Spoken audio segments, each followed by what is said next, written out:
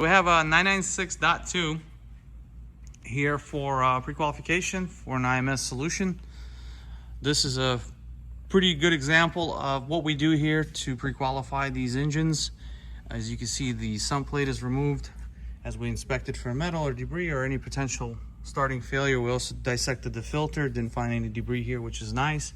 But here's what's required for a certified installer to make sure the engine is sound before we put an IMS in, so the money is not being wasted and for potential issues possible such as cylinder scoring. So here's the list for a shop that pre-qualifies these cars that's a full certified IMS installer like Top Automotive.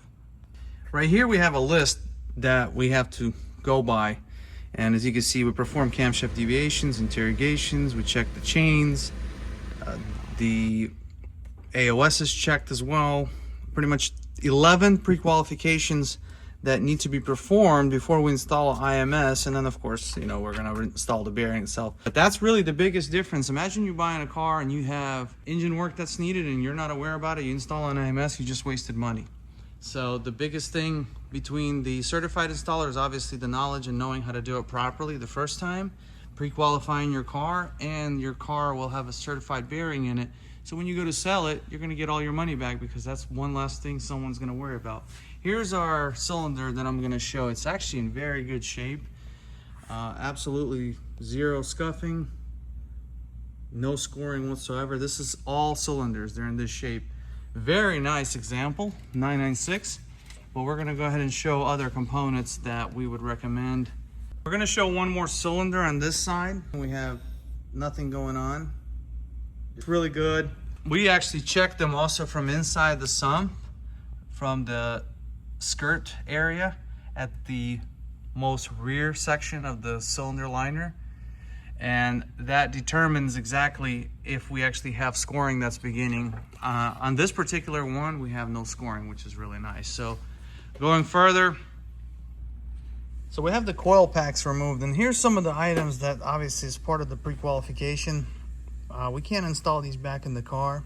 We're gonna have to put the large updated versions. Now this is why Porsche updated these coils. The originals were much smaller in size and they would crack like this. So now the arc will actually, if you put moisture on the coil, look at these cracks. They're not gonna be running efficiently and they could damage the engine. So these are probably the worst coils I've ever seen. But the good news is this engine is pretty much original as far as it's never been serviced or maintained as far as coils go. The spark plugs, on the other hand, were replaced at some point, but are definitely due. So somebody's got their money's worth out of these coil packs. And then we're gonna also show a couple other items. One of the biggest failures we see is the water pumps. Now this one has the old coolant in here, which is the old school yellow-green coolant. This water pump at some point may have been replaced, but it is over 5 years old. It's about an 8-year-old, 9-year-old water pump. And they use this rubber gaskets. That's a big no. More than likely it had some kind of mating issue because this is aftermarket.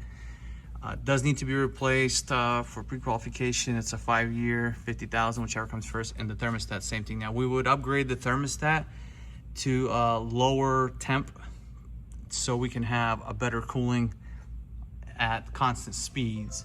So that would be a good upgrade. Now we still haven't removed the gearbox, but we did note that there's some missing hardware. At some point this gearbox was removed. It was a long time ago because these bolts haven't been turned in quite some time. And then look at this one.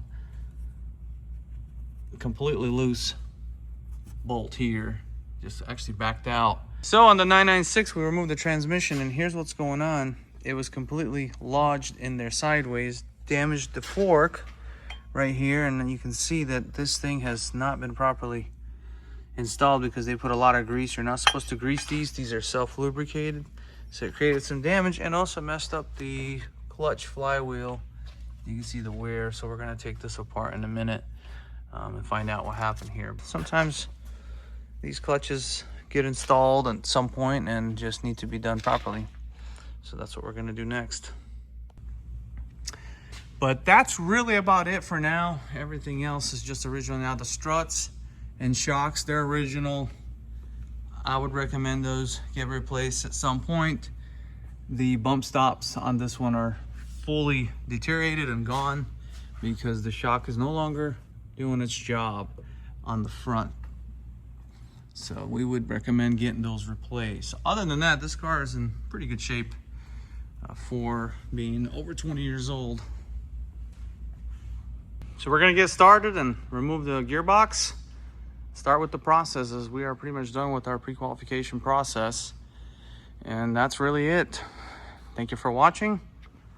Please like and subscribe.